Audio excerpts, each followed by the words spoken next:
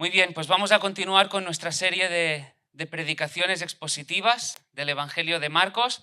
Sabéis que el título de la serie es El Rey que se hizo siervo para dar su vida en rescate por muchos, ¿sí? Es la idea que debemos tener cuando acudimos a ese Evangelio de Marcos. Y lo que estamos viendo es al Rey Jesús despojándose a sí mismo, haciéndose siervo. Él se encarnó, fue fiel, obediente al Padre y él se dirigía a la cruz. La meta, el propósito de Jesús era la cruz, para salvar a aquellos que el Padre le había dado. En los últimos mensajes de esta serie, si lo recordáis, hemos estado considerando una serie de eventos, episodios que ocurrieron durante su ministerio terrenal que hicieron incrementar la popularidad de Jesús, ¿no es así? Estuvimos viendo cómo él sanó a aquella mujer que padecía de un flujo de sangre durante años. Vimos la hija de Jairo resucitar a la voz de Cristo. Vimos al Señor alimentar toda aquella multitud, aquellos 5.000, movido ¿por qué? Por su compasión. Lo que había dentro de él, lo que había en las entrañas, por así decirlo. De manera que aquella multitud, de una manera equivocada, pensó, ya está, ahí le tenemos. Desde un punto de vista nacionalista pensó, vamos a hacerle rey. Era tanta la influencia, tanta la popularidad, habían visto el poder salir de Jesús en ese sentido, con todos los milagros que hacía, y pensarían, ya está, ahí le tenemos, es la oportunidad perfecta, vamos a hacerle rey. Pero Jesús no había venido a derrocar, a socavar ningún reino terrenal, no había venido a ocupar ningún trono terrenal, sino que su propósito, su meta, su objetivo era la cruz del Calvario. El propósito de Jesús era reconciliar con el Padre a aquellos que el Padre le había dado. Ese era ni más ni menos que el propósito de la redención, el plan de la redención diseñado desde la eternidad pasada. Y Jesús, sabiendo todo eso, coge a los suyos, coge a los discípulos, los saca de todo el barullo de aquella multitud y los mete en la barca. Sí, les dijo, a la otra ribera. Jesús los guía, Jesús guía a sus discípulos y los manda hacia otro lugar. Y aquellos hombres, en medio de la travesía, en medio de una fuerte tormenta, aún verían otro milagro. ¿Recordáis? Verían al Rey, al Señor Jesús acercándose, caminando sobre las aguas. Otro milagro. El que tiene toda la autoridad, ejerciendo autoridad sobre todo lo creado. Pero en la escena que vamos a considerar en el día de hoy, veremos unos personajes conocidos, ¿verdad? Los escribas y fariseos ya tardaban en aparecer. ¿Quiénes eran? Hemos hablado acerca de ellos en más de una ocasión. Eran los notables del momento, la autoridad religiosa del momento. Los escribas eran aquellos que copiaban la ley, que interpretaban, que enseñaban, y los fariseos era esa secta religiosa, los apartados se hacían llamar, ¿no? Los que cumplían escrupulosamente con la ley, con las tradiciones, y ellos apartados, ¿qué querían? Lucir, enseñarse, ¿sí? Que los demás los vieran. Pues bien, en el día de hoy vamos a considerar una escena en la que encontramos a Jesús con ese grupo de líderes religiosos, los escribas, los fariseos, y vamos a considerar una escena antes de leerla que anticipo, no penséis ni por un momento que queda atrás, que se trata de una enseñanza que Jesús dio para los hombres de aquel momento. El pasaje que hoy vamos a considerar está lleno de verdades teológicas que debemos abrazar, considerar que son necesarias para todo creyente, que son necesarias para el ser humano, que son necesarias para la vida. Eso es lo que vamos a ver con la ayuda del Señor en el día de hoy. ¿Por qué digo que son necesarias para la vida? Porque Jesús en su mensaje va a apuntar de nuevo, como hiciera siempre, al corazón.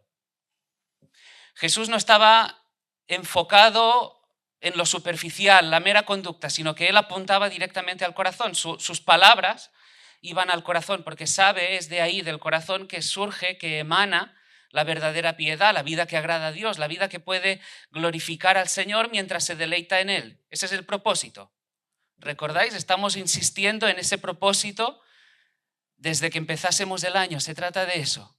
Glorificar al Señor, dignificar su nombre mientras nos deleitamos en Él. Hay mucha alegría en el Señor. Y de eso va ni más ni menos el Evangelio. El Evangelio se trata de una buena noticia abrazada en el corazón y que da fruto. Se exterioriza, sí. Por supuesto, hay unas obras. Las obras evidencian que la obra que se ha producido antes internamente en el corazón. Se trata de algo espiritual, es lo que Jesús enseñaría a este grupo de religiosos en esa escena que hoy vamos a considerar. Venid conmigo a Marcos capítulo 7. Vamos a leer un texto algo extenso, del versículo 1 al versículo 23.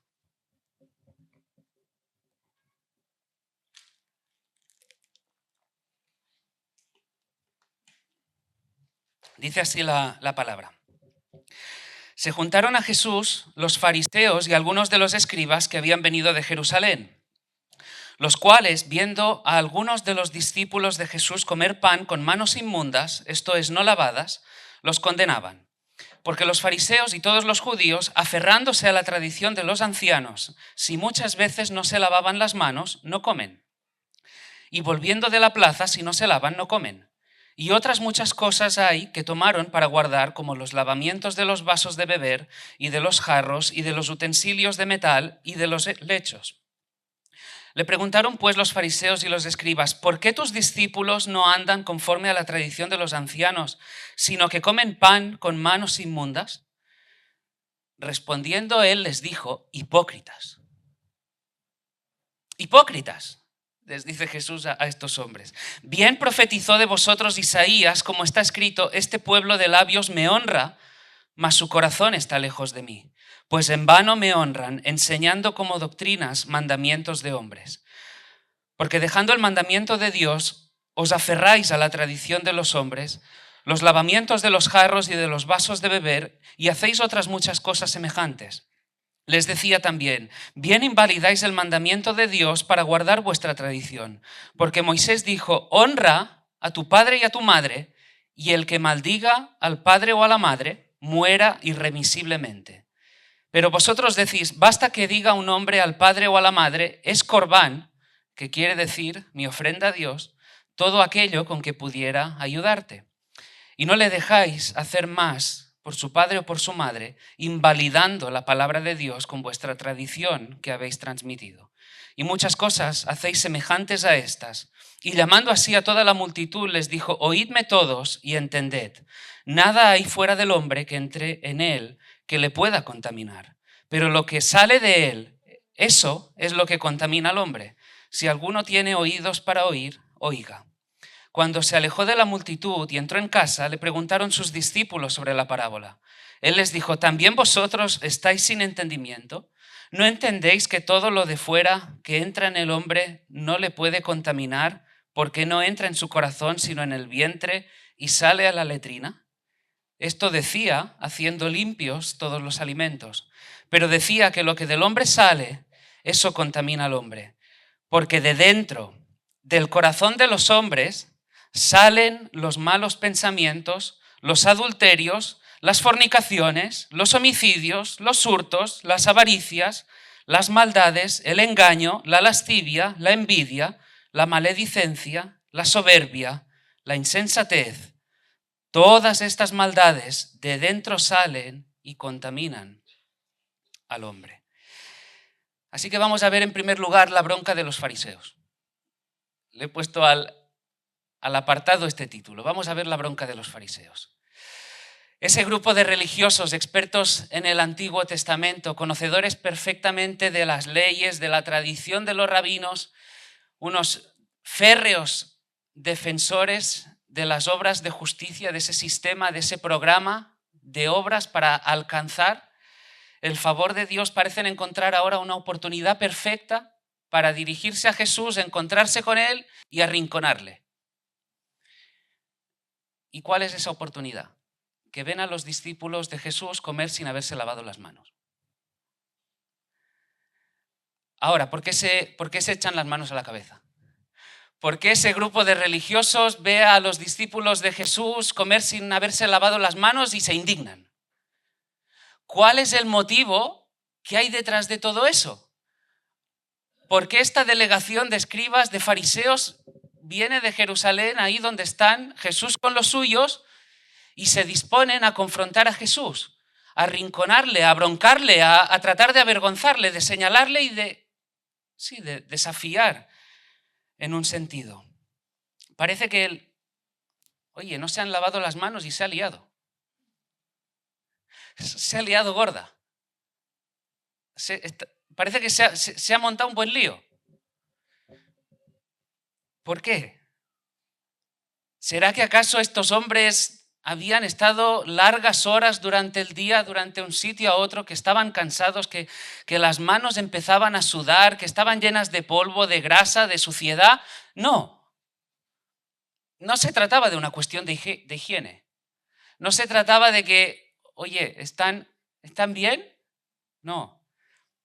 La indignación de estos hombres, nos dice el texto, es porque estaban las manos, dicen, inmundas.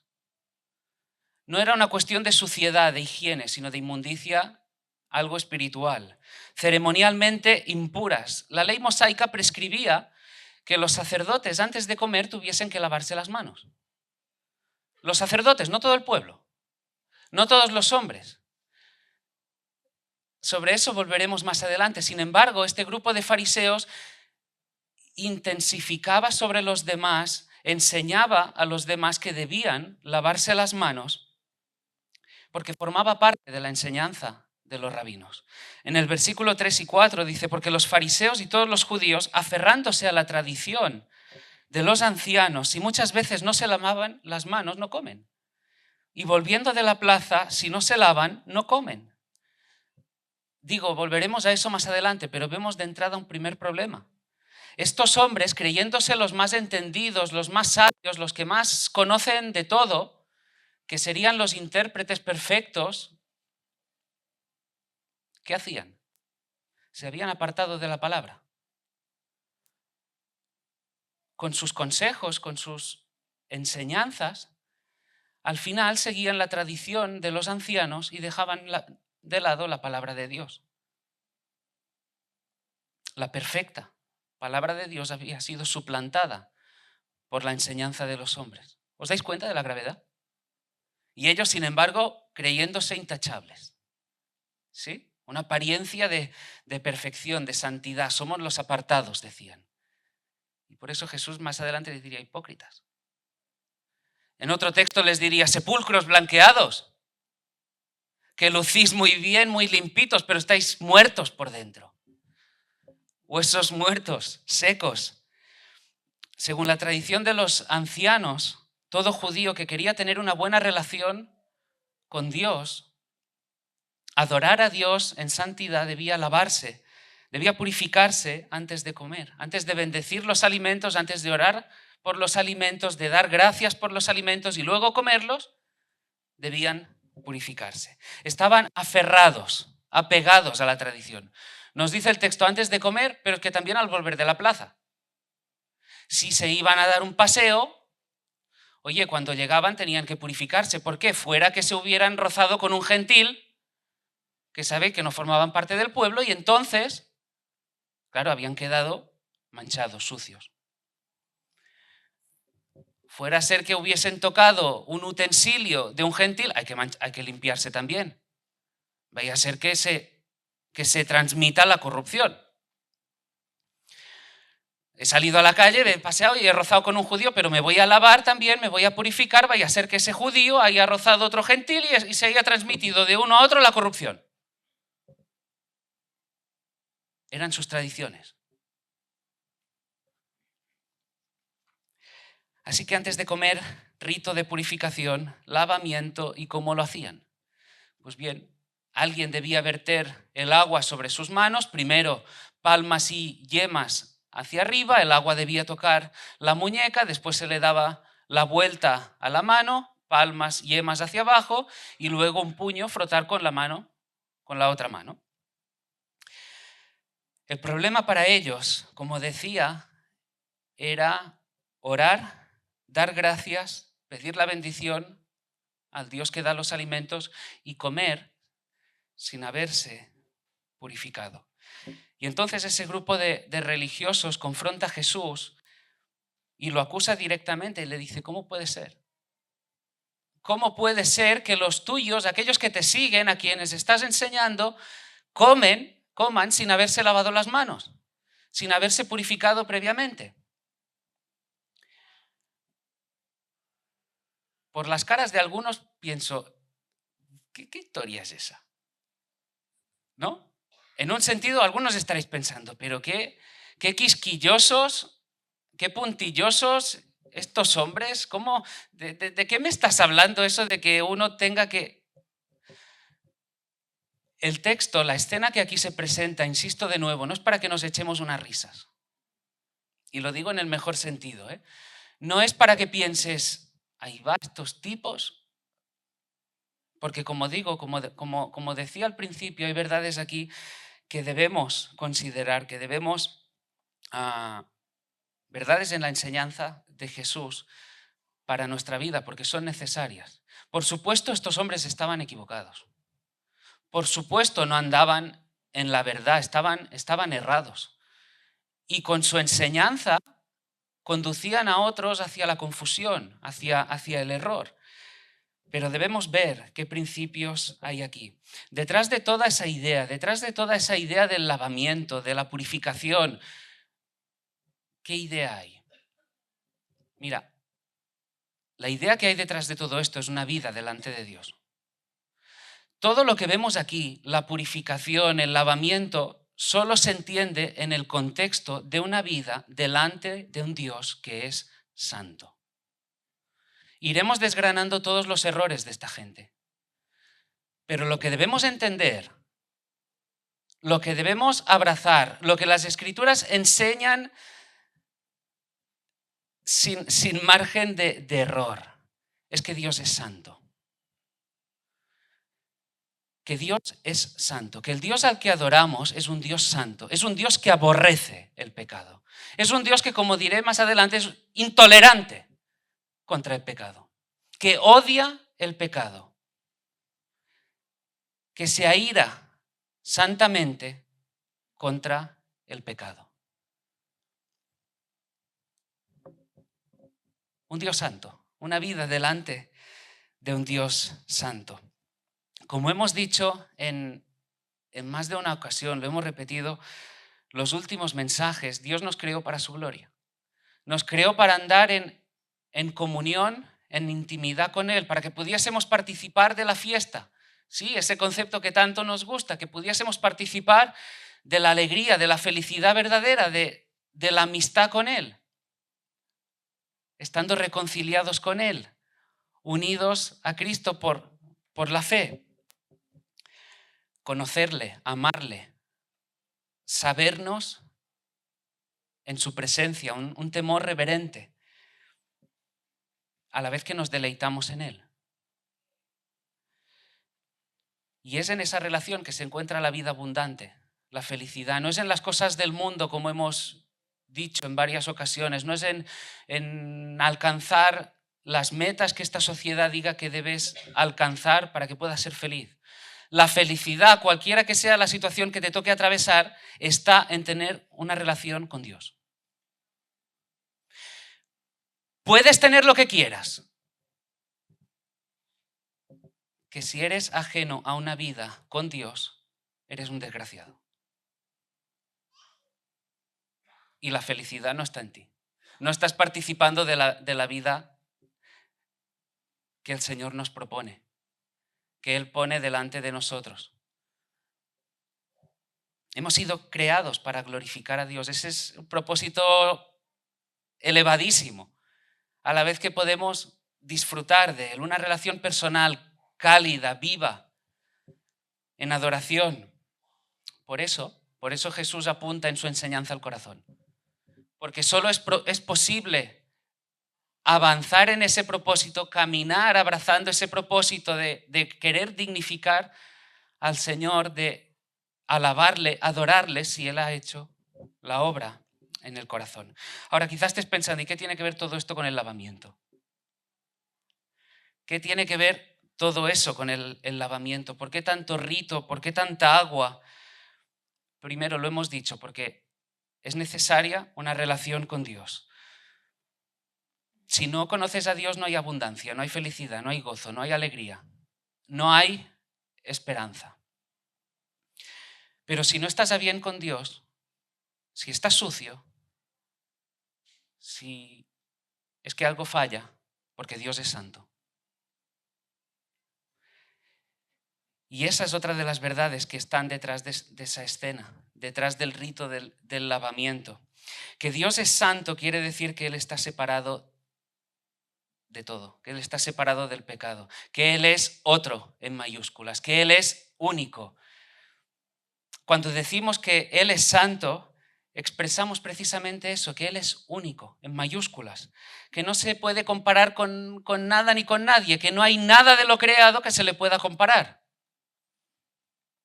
Que Él es santo implica que es otro, que es excelente, que Él es el Altísimo, que Él es el admirable. Que la santidad de Dios sea parte de su misma esencia, quiere decir, como decía antes, que Él es puro, que no hay rastro de pecado en Él, que en Él no hay mancha, que Él es puro y ama la pureza. Que Él sea eterna, perfecta e inmutablemente santo, quiere decir que está separado del pecado y que odia el pecado. Él odia el pecado. Él odia cualquier transgresión contra su perfecta y santa voluntad. Una profunda indignación es lo que siente Dios ante el pecado. Una profunda indignación contra todo aquello que ande torcido como consecuencia del pecado. Y Dios está, alguien decía, completamente comprometido en defender su honor, su pureza y su nombre. De manera que no es posible estar a bien con Dios, no es posible tener una buena relación con Dios si estamos sucios. El testimonio de la palabra, la enseñanza de la palabra, como decía, es que Dios es intolerante contra el pecado. Dios no pasa por alto el pecado. Dios no mira hacia otro lado cuando alguien, en su orgullo, movido por su soberbia, le desafía la cara y se pasa de la raya.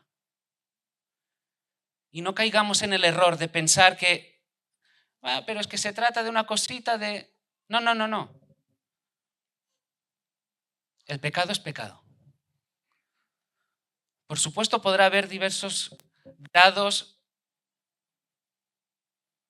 pero el pecado es una afrenta a Dios.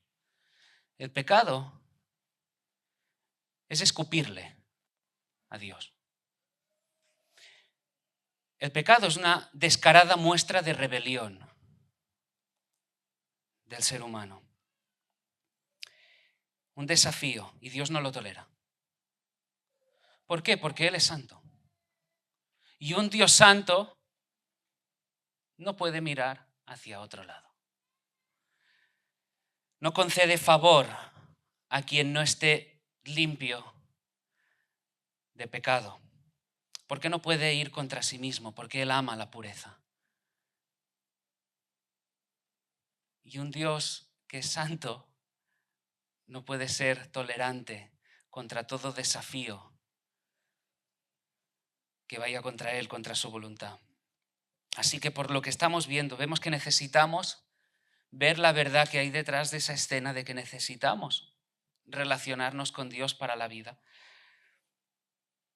Y vemos que detrás de toda esta idea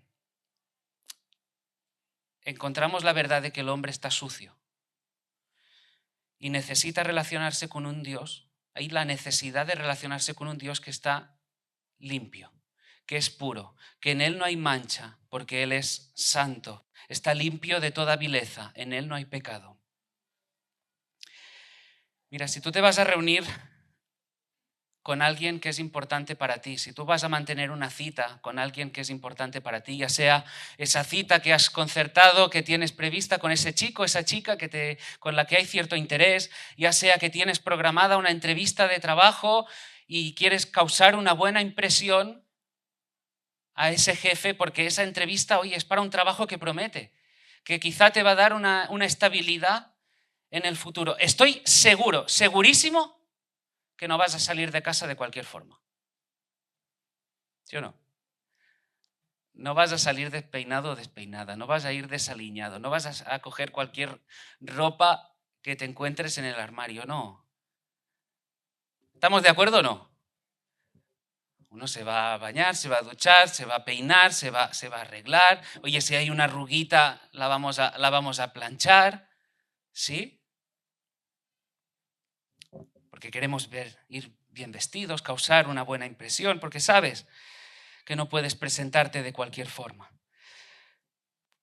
La idea es que a menos que estés limpio espiritualmente hablando, tampoco nos podemos presentar de cualquier forma ante Dios. A menos que estemos limpios espiritualmente hablando, no podemos presentarnos delante de un Dios que es santo. En ese sentido, Jesús estaría de acuerdo con ese grupo de religiosos. Pero Jesús está completamente en desacuerdo con ellos en la causa de esa suciedad y en el medio, el camino para ser limpios. Fijaros que en la respuesta de Jesús, Él los acusa de estar enseñando mandamientos que no son de Dios, enseñanzas que son de hombres. Y en esa espiral de decadencia les viene a decir que enseñan otra cosa, que invalidan, que al final van contra la palabra de Dios. Apuntará al problema de ellos, apuntará al legalismo, al fatal problema del legalismo y al que muchos creyentes, muchas iglesias se aferran a día de hoy. Denuncia Jesús la hipocresía de estos hombres. La ley, como decía antes, no establecía que todo hombre debía purificarse, que debía lavarse las manos antes de comer. Los discípulos no estaban infringiendo los mandamientos de Dios, sino que estaban infringiendo ¿qué? Las tradiciones de los ancianos. Dios había dispuesto ciertos lavamientos, sí. Si vamos al Antiguo Testamento lo encontraremos. Os invito a leer libros de Levítico, Éxodo, ¿verdad?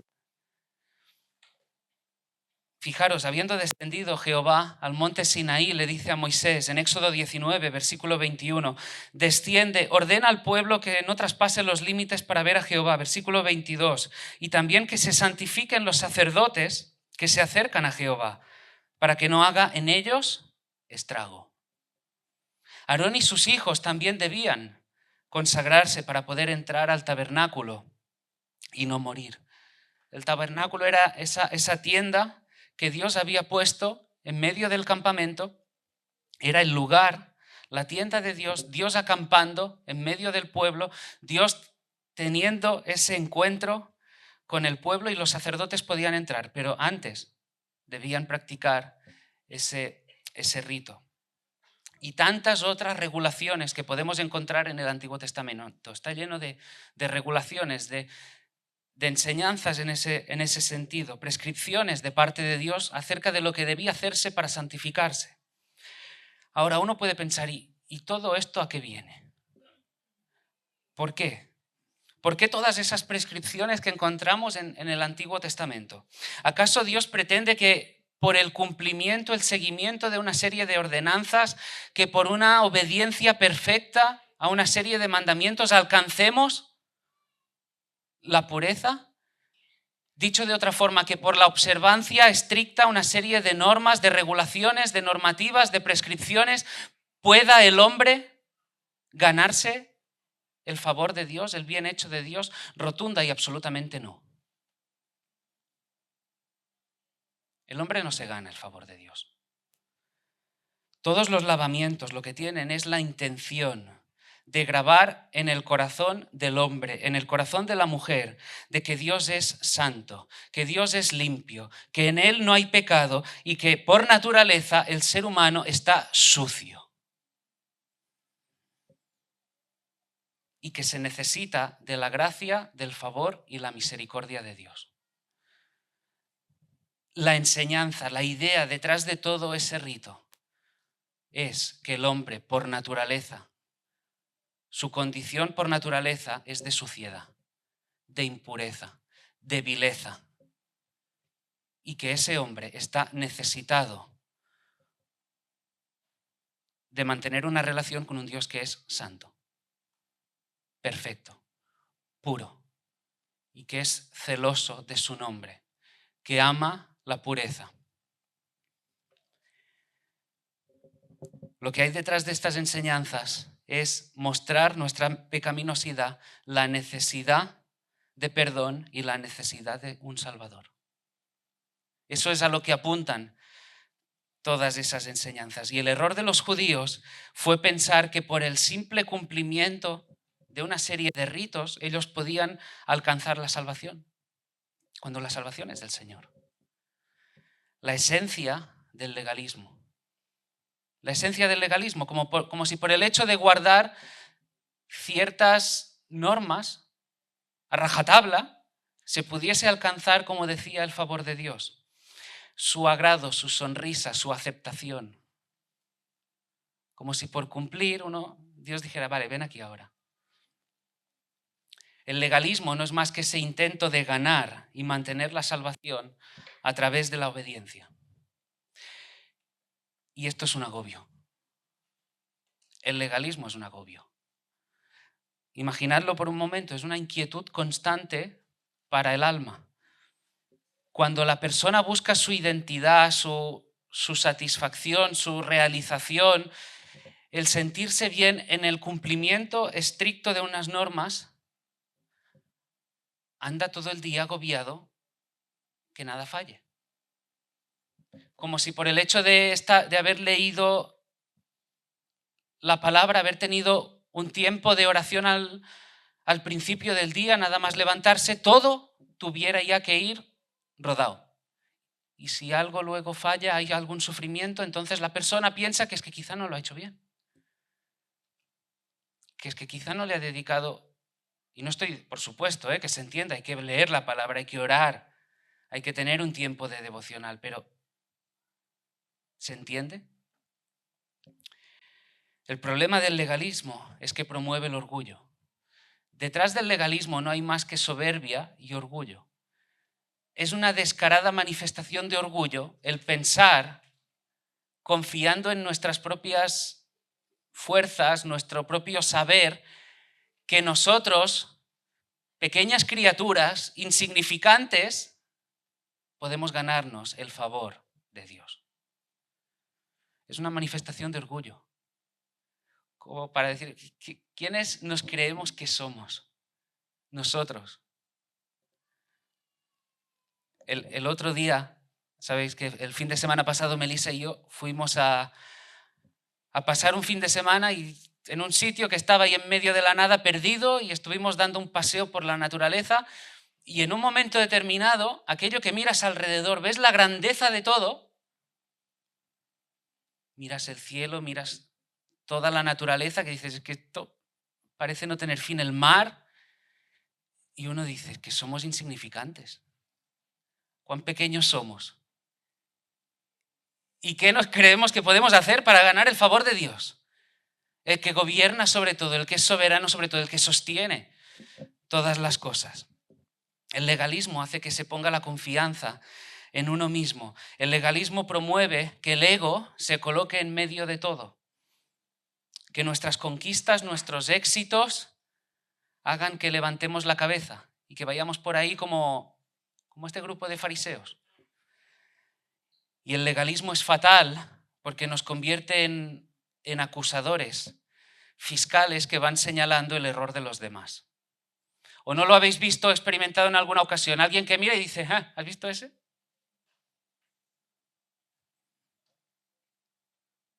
Que ahí lo tienes. el pequeño fariseo en construcción. Y que personas que no dejan pasar el más mínimo detalle. Y Jesús, llevándolos directamente a las Escrituras, les dice hipócritas. Fijaros que la respuesta de Jesús es hipócritas. Bien profetizó de vosotros Isaías. Ese pueblo de labios me honra, mas su corazón está lejos de mí. Pues en vano me honran, enseñando como doctrinas mandamientos de hombres. Parecían tan santos, tan limpitos, que somos los apartados. Y como decía antes, Jesús les dice sepulcros blanqueados. Sí, blanquitos por fuera, casi brilla, pero es que por dentro putrefacción, mugre, suciedad, muerte, vileza, huesos secos. Pueden rendir homenaje a Dios con sus labios. Pueden levantar su voz, pero el corazón está lejos. No es un corazón rendido, convertido, que haya sido regenerado por la gracia de Dios. Es un corazón que está terco, muerto, un corazón de piedra. La verdadera adoración, como enseña el mismo Jesús, fluye de un alma que ha sido regenerada, que ha nacido de nuevo por el soplo del Espíritu. Un corazón que busca honrar a Dios, sometiéndose a su palabra. Como cantábamos al principio, cada vez me gusta más en esa canción de Hermoso Nombre. Tuyo es el reino, el poder y la gloria. La persona que de corazón puede decir eso, esa es un alma rendida al Señor. Y no solo que lo canta, sino que lo vive. No se trata de que lo vengas a cantar aquí el domingo, que vengamos a cantarlo aquí el domingo, porque tuyo es el reino, el poder y la gloria. No, que de lunes a domingo, aún con nuestros fallos, porque cometemos fallos, pero nos sabemos dependientes del Señor, sabemos la gracia que hay en el Señor, que podemos acudir día a día a esa cruz, ser levantados, fortalecidos, guiados, consolados por el Espíritu. Pero el creyente es aquel que día a día vive esa realidad en el corazón, decir, tuyo es el reino, el poder y la gloria. Tú eres el que reinas, no yo. Tuyo es el poder, para ti la gloria, no para mí. Claro, Jesús les ha dicho algo que suena fuerte, ¿no es así? Les ha dicho hipócrita. Hipócritas. Ahora se lo va a ilustrar. No se queda simplemente con la respuesta, sino que se lo va a ilustrar. Estos hombres estaban tan aferrados a las tradiciones humanas, había esa decadencia, como decía, habían llegado a invalidar la palabra de Dios, dice versículos 9 al 13, bien invalidáis, fijaros, la palabra es fuerte, invalidáis el mandamiento de Dios para guardar vuestra tradición. Es fuerte, Con tal de salirse con la suya, de buscar sus intereses, de perseguir lo que les place, encontrarán, como veremos ahora, la manera de socavar el mandamiento de Dios. Dice, porque Moisés dijo, honra a tu padre y a tu madre, y el que maldiga al padre o a la madre muera irremisiblemente. Es decir, el mandamiento está ahí, es alto y claro. Honra a padre y madre. Y no hay más. Hay un deber de honrar, de respetar a lo largo de sus días a padre y madre. Punto. No hacerlo es un delito digno de muerte. Hay la responsabilidad. Todo hijo, toda hija tiene la responsabilidad de cuidar, apoyar, ayudar, sustentar cuando sea necesario a padre y madre. Punto.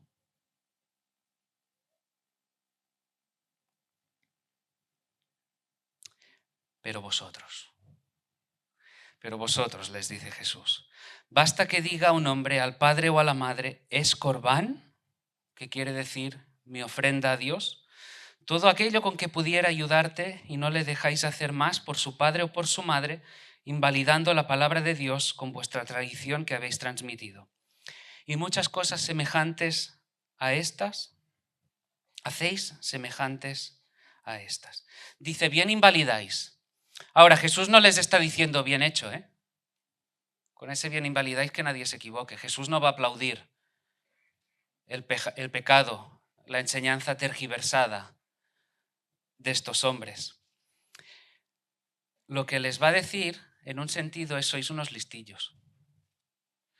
En vuestra mezquindad, en vuestra maldad, dándole la vuelta, queréis encontrar la manera de sortear el mandamiento para saliros con la vuestra.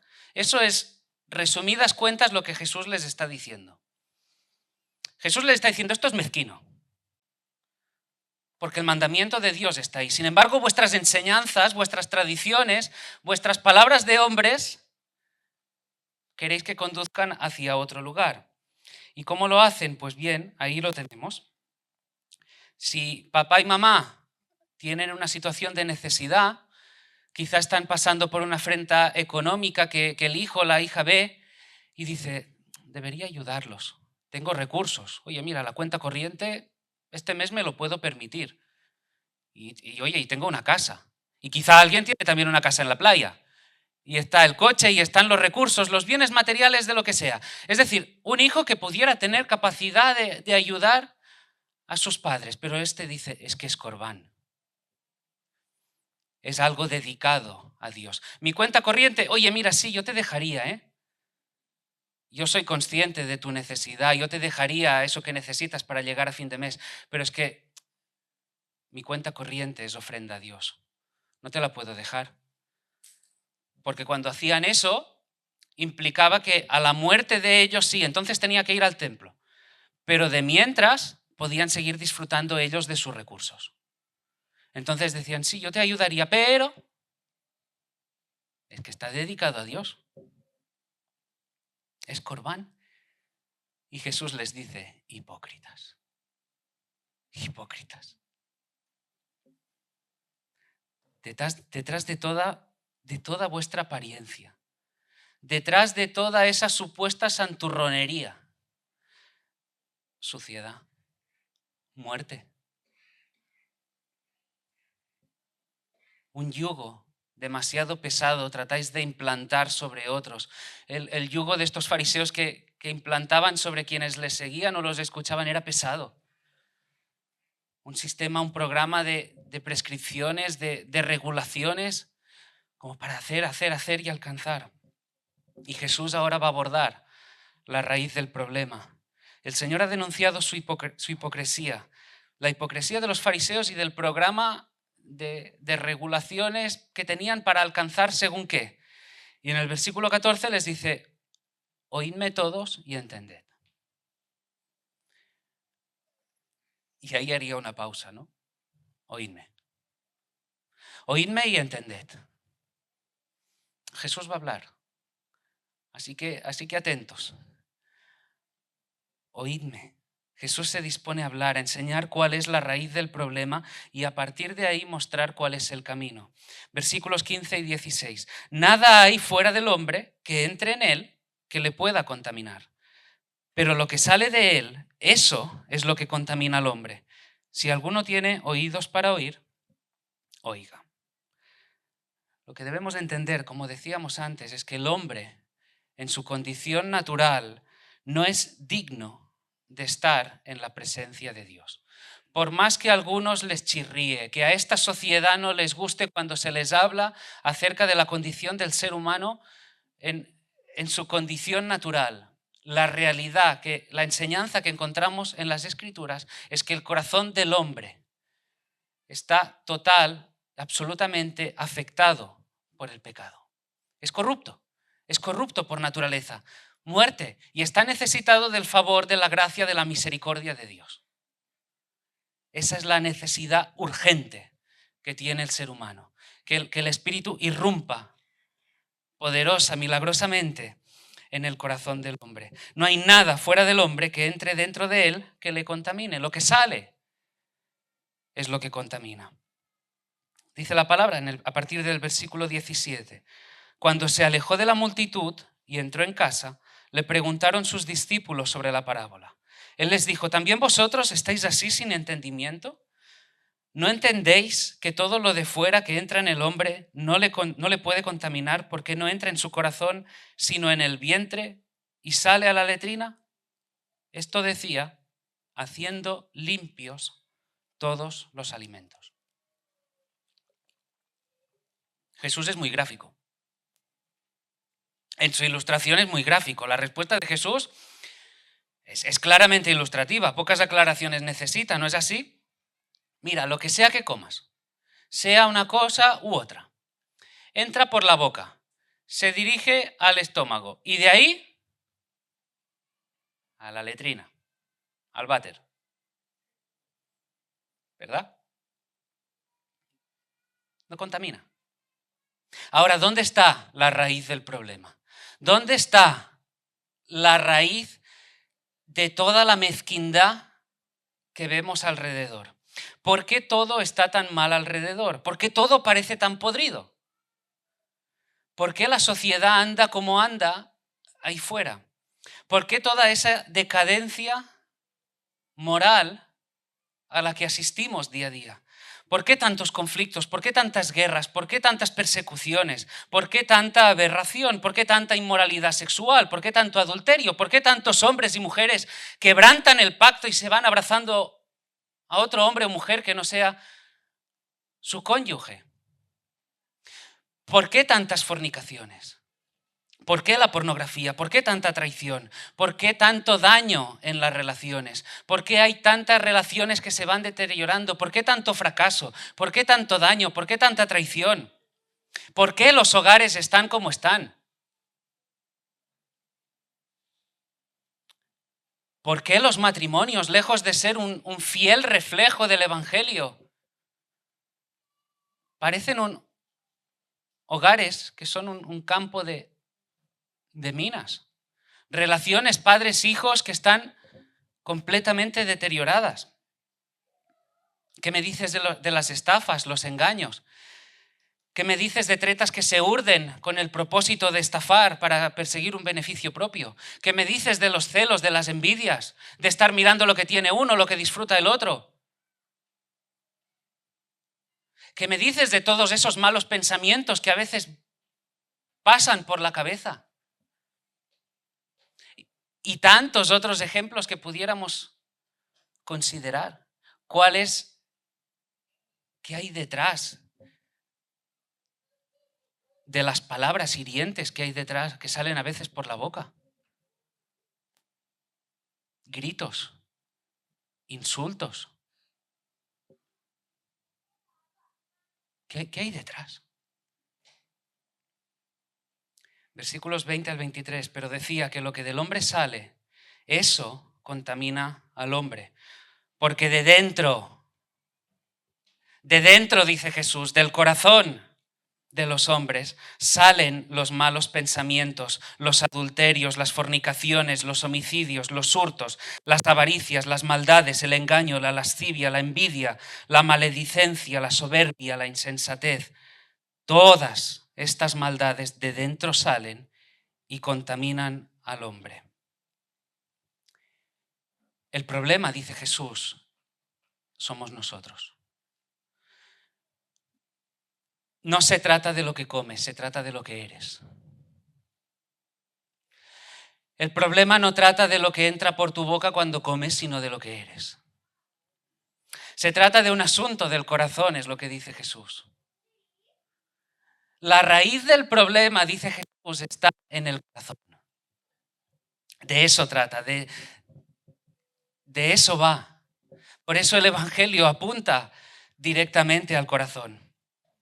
El problema está en el corazón, de manera que la limpieza no es de fuera hacia adentro, sino de dentro hacia afuera.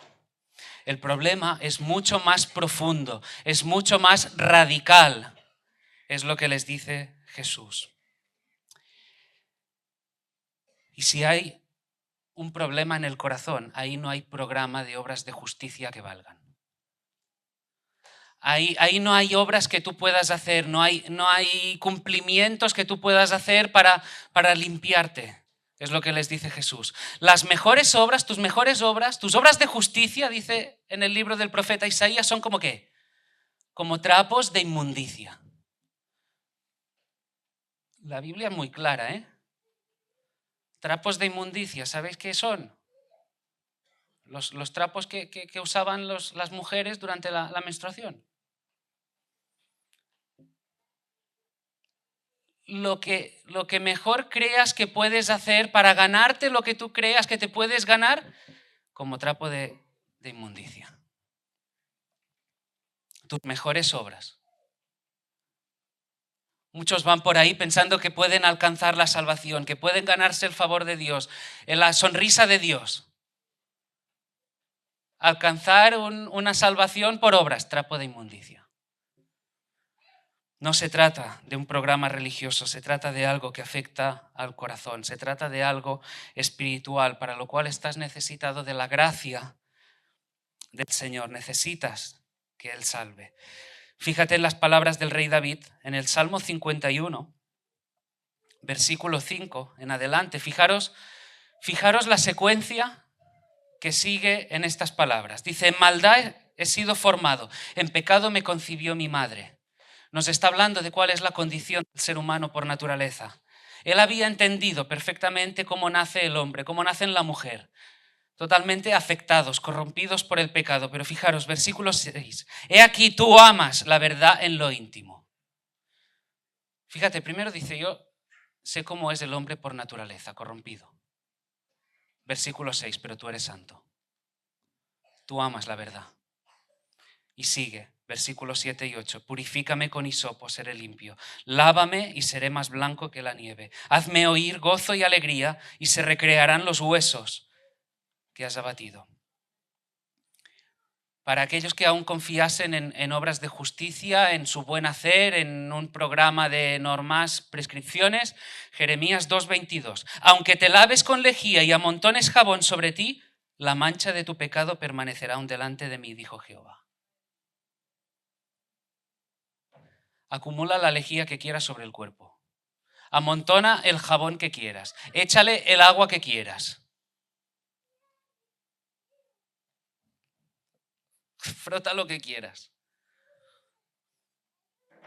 La mancha permanecerá. ¿Por qué? Porque no depende de nosotros. Porque no depende de nosotros.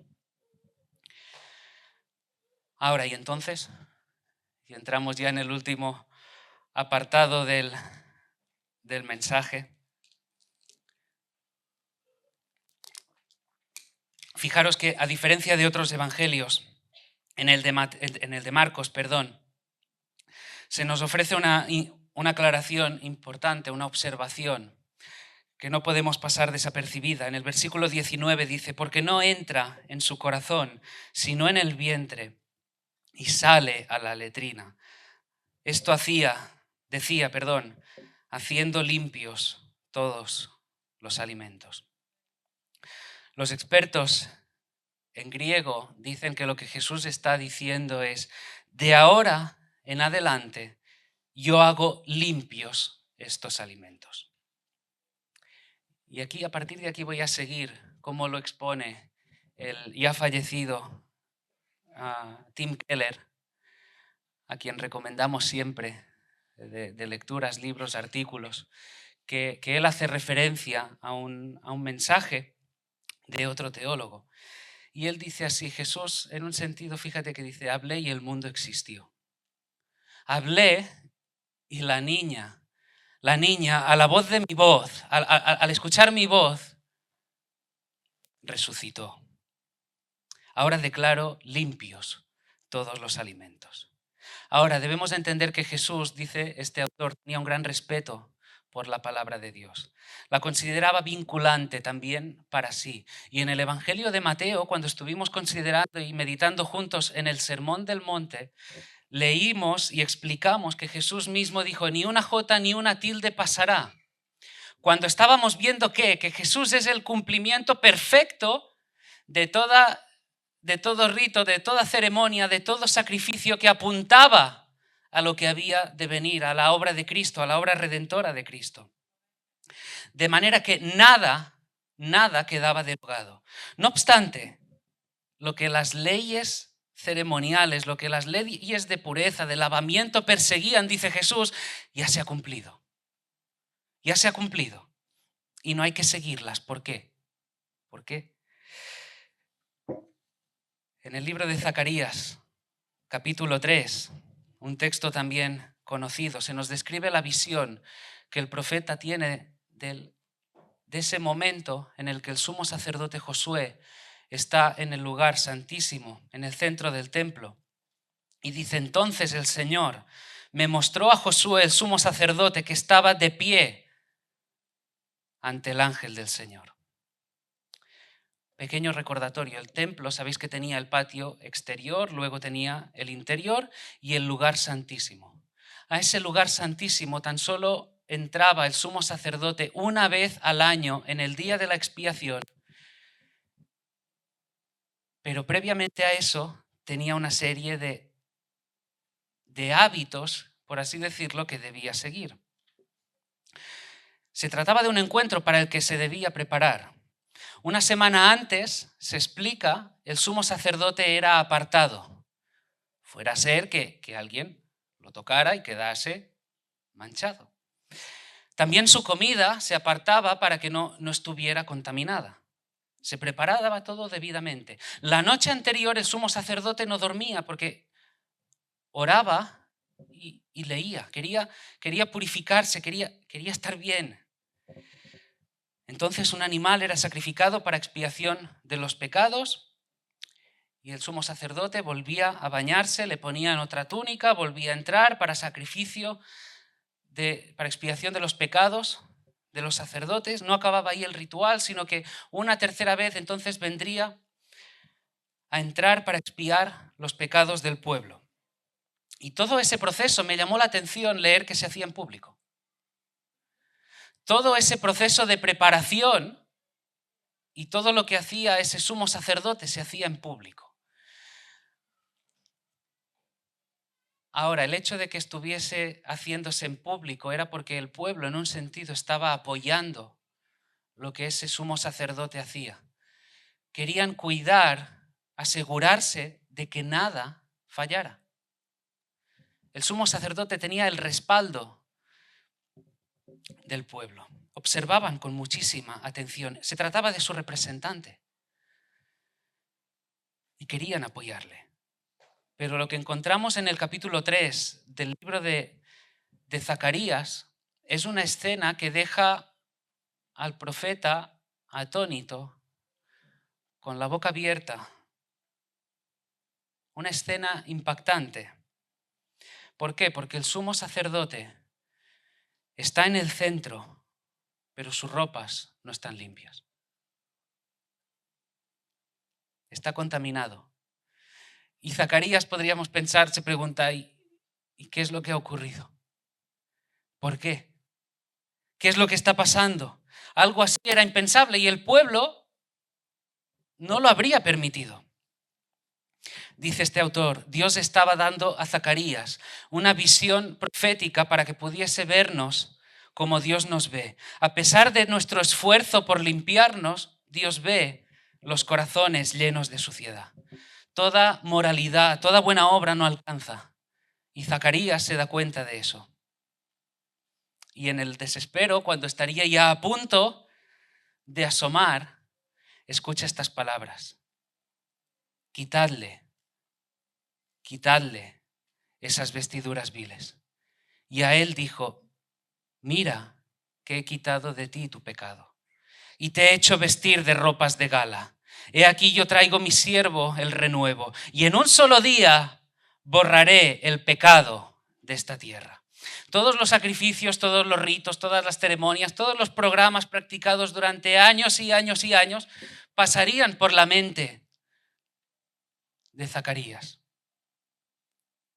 Y nunca, jamás habían podido acabar, deshacerse del pecado. Y entonces Dios está diciendo que en un día ya, a partir de un día ya no habría más sacrificios que practicarse? ¿Que las leyes de purificación estarían ya cumplidas? ¿Cómo puede ser?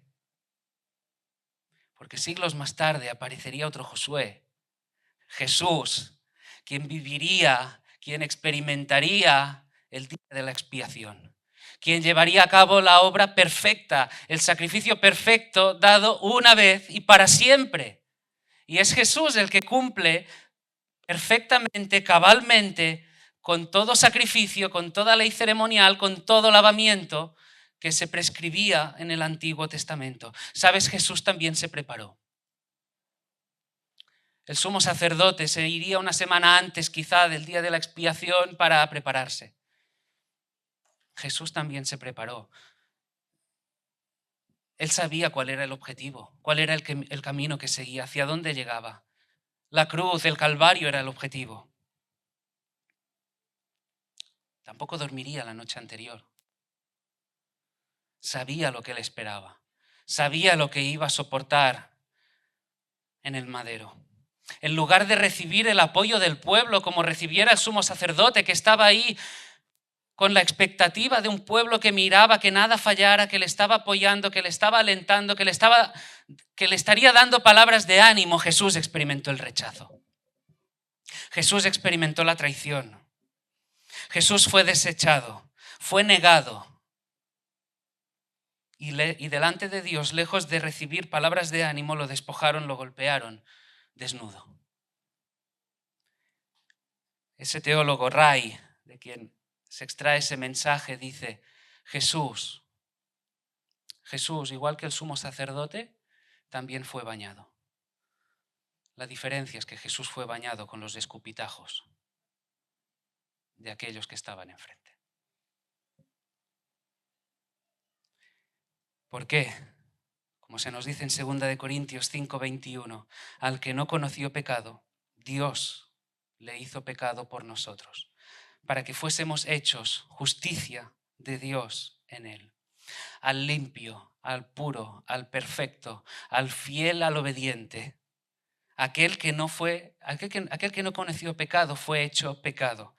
Todo puesto sobre él, toda la culpa fue puesto sobre él. El castigo de nuestros pecados puesto sobre él. Y el Padre lo reventó en la cruz. Quédate con esa idea. El Padre lo reventó en la cruz. ¿Por qué? Porque toda la ira justa de un Dios santo, Jesús se la bebió. Reventado en la cruz del Calvario, molido por nuestras transgresiones, nuestras rebeliones, nuestros pecados. En la cruz, el Padre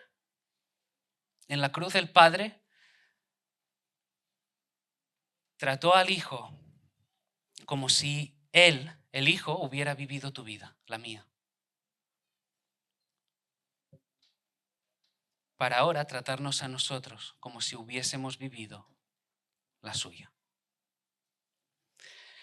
Es a través de Cristo que Dios nos ha vestido con ropas limpias y el precio fue carísimo. El precio fue el más elevado de todos.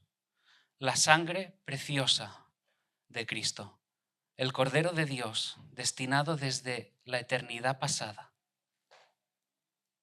Eso fue lo que costó. La sangre derramada en el Calvario. Y el sacrificio de Jesús es lo único que puede lavarnos. Es lo único que puede salvarnos del problema. Y si tú estás aquí sin Cristo, lo único que puede salvarte del problema, lo único que puede cambiar tu corazón es depositar la fe en la obra de Cristo, en su vida, su muerte, su resurrección. Abrazarlo de manera sincera por la fe, venir en arrepentimiento, declarar, confesar la gravedad, la fealdad de tu pecado y venir en fe a los pies de Cristo, reconociendo que Él es el Señor y el Salvador, ambas cosas. Que Él es Señor y Salvador. Lo que cantábamos antes, suyo es el reino, el poder y la gloria. Es un mensaje, por supuesto, a quienes anden hoy diciendo o andando de espaldas a Dios. Es un mensaje a través del cual se te dice estás en problemas, tu problema es serio, es grave, estás tocado de muerte. Y tu mayor necesidad, a pesar de que lo andes pasando bien, es tener una relación con Dios. Pero esa relación no te la ganas. Una relación con un Dios santo no nos la ganamos. Nuestras mejores obras son como trapos de inmundicia. Lo único que podemos hacer es venir en arrepentimiento y fe. Algunos, no sé si es tu caso, andan pensando, sí, yo vengo a la iglesia, pero... O no vengo a la iglesia porque antes tengo que adecentarme. ¿No habéis escuchado eso? Antes tengo que hacer las cosas mejor, no puedo presentarme ante Dios siendo... Estás muy equivocado. ¿Qué te crees que vas a hacer? Yo se lo he escuchado de algunos. Sé, quizá me escucha y hay confianza, lo puedo decir, no le he preguntado, mi cuñado era uno de esos. Cuando estaba alejado del Señor y a veces teniendo conversaciones con él y le decía, David, yo decía, David, tío, pero si a tus amigos inconversos les dices que vengan a la iglesia, ¿y tú qué? Dice, no, yo es que todavía tengo que hacer. Olvídate. Quita esa carga que no trata de eso. No trata de eso. Y hay tantos otros que quizá deben entender eso. Que no se trata de lo que tú debas arreglarte, sino reconocer, abrazar la gracia de Dios. Y es un mensaje, por supuesto, también, claro, a la iglesia. No es una enseñanza, como decía, que Jesús diera a estos hombres siglos atrás. Es un mensaje lleno de verdades, de enseñanzas, para apuntar a la verdadera raíz del problema, al corazón. Ya sea a la hora de evangelizar, ya sea a la hora de aconsejar, de instruir. Es un mensaje que debemos ver. Amén.